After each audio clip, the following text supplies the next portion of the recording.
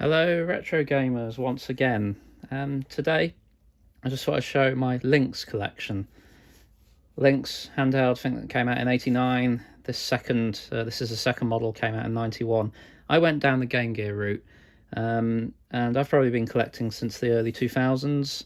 And I've had Lynx, Atari Lynx, come and go. Originally the Model One, and I kind of a few years back, this was advertised in my town on Facebook Marketplace, and I went for it again. Never had a Model 2 before, and I've got hooked. So I'm not going to let go now. I've let these machines come and go in the past, but I am going to keep it now.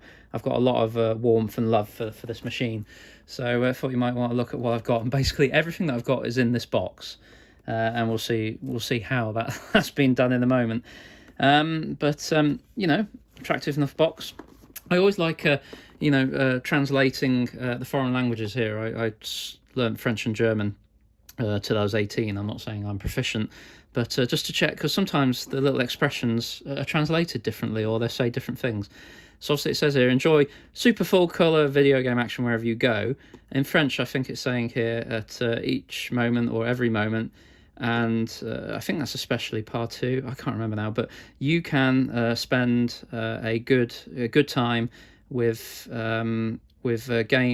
action games in color. So it's not quite the same translation. German, I think, enjoy colorful super action wherever you also go. I think that's go, and also wherever you go. So it's similar to. So yeah, I don't know. I mean, sorry, I'm just waffling on there, but I always find that kind of thing interesting. It's just saying it's got a Lynx. So this particular version just has a Lynx. I think sometimes you've got packing games. I remember this one as a kid having Batman Returns, and I'm sure if you look on eBay you'll find that there. It's not really an exciting box. It doesn't really show you much of what's on the system. There's 4 games here, but I really like the system, but I think they've undersold it here, really, to be honest, with the packaging. Anyway, what's inside? Before I bore you to tears with going around the box. So, there is a bit more to it than this. I've got a third-party power supply, like a Chinese job.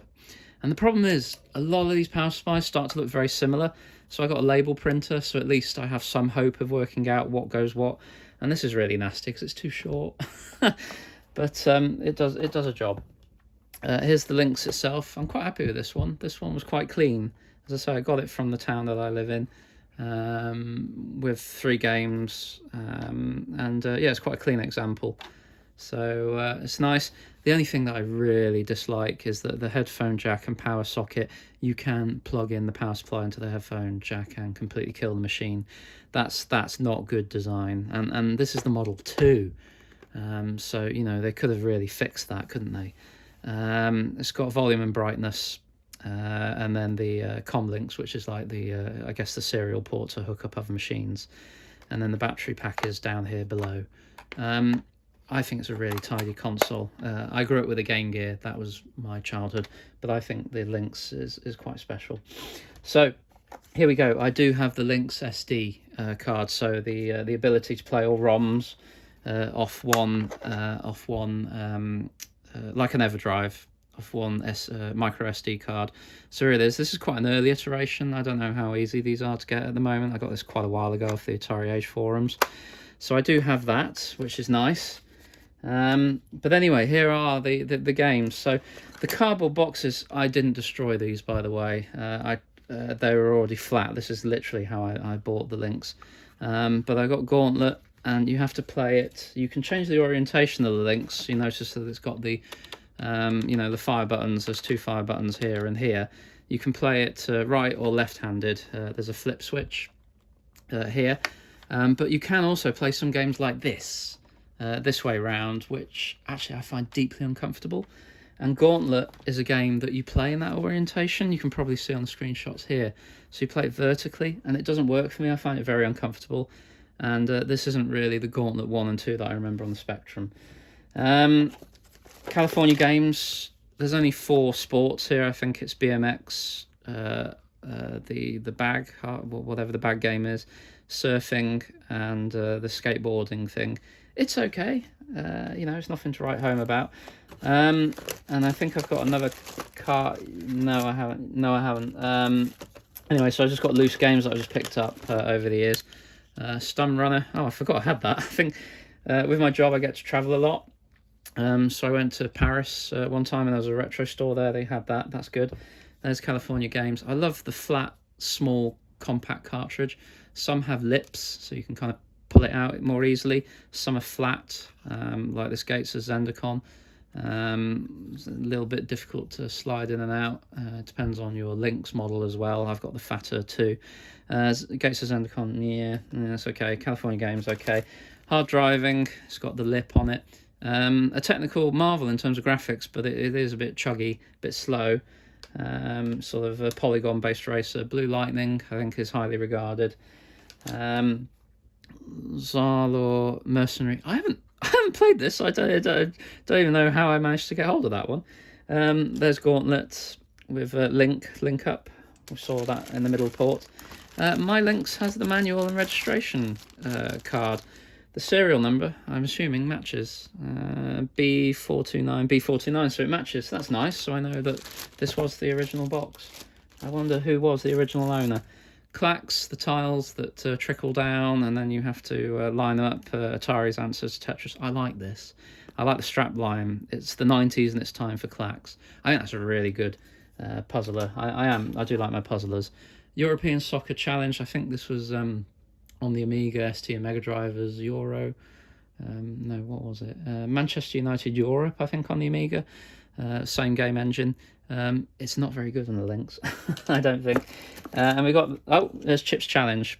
I like Chips Challenge. Nice puzzle game. Very good, very good. And then here's the Gauntlet manual and the California Games manual, and it's just the box. So I'm really happy with the Lynx, I have to say. As I said, I've moved them on in the past. But I've kept it now, and I'm glad I have, because there's a couple of games that I like to play on the Lynx still, thanks to the EverDrive, and I'll just show you those briefly now. Okay, indeed, ready to plug in the power supply now. That's the way that I play. You can see here, it would be so easy for me to plug it into the headphones port, the power. The only way you can tell is by the black plastic. I do find that uncomfortable. And then we've got the on button over here, and you notice actually I think the screen plays better than my original Game Gear one. There is a little bit of ghosting. It can't keep up with some of the faster action, but on this SD card from RetroHQ, I've provided all the ROMs on here, and I think there's something in the region of 40 here. And to be honest, I like the fact that a lot of the games are very different to what was on the Game Gear that I grew up with, and I got the Game Boy in the late 90s. But my personal favourite is Paperboy and Road Blasters. For some reason, I keep going back to those. So I really like Paperboy. So here I can select it from the menu screen, and Paperboy is one of my favourite Lynx titles. I think it sounds good. I think it looks good. I enjoy playing it, and for some reason I keep going back to it. So I would like to get an original cartridge. My Lynx does have some dead pixels. You probably won't be able to see them here. Not enough to impair gameplay. But the Lynx, I know, was engineered by a few people. RJ Michael, I think, was one of them, who was part of the group that did work on the Commodore Amiga, and I'm a huge fan of the Amiga. So maybe it's just that spiritual connection. But I played Paperboy a lot on the Spectrum, but for some reason it just clicks with me on the Lynx. But anyway, there's ever such, the refresh rate maybe of this LCD screen. There can be a little bit of ghosting, and you can't quite make out some fast-moving action like here when you chuck a newspaper. It's just a little bit blurry. So I know you can get modern screens, which I'm going to look into. And obviously it's difficult for me to play and talk at the same time, being a man. I can't multitask. But this is really decent. This is really decent, and you've got a backlight button here to turn the backlight on and off. I can flip it, so if I wanted to play upside down, or invert my right left-handed side. I think, and look at it's instant, right? It's instant. That's pretty cool. That's pretty cool. So yeah, that's the Atari Lynx and my collection, and just a quick tour around it. I really rate the machine. I like the novelty of the library and can certainly commend it to people that like handhelds. Probably better to modify the screen to get the full enjoyment out of it today, because obviously our expectations with our 4K TVs and our our Retina quality iPhone doodahs, we're expecting something different. But a very special machine. I hope you enjoyed exploring my collection with me.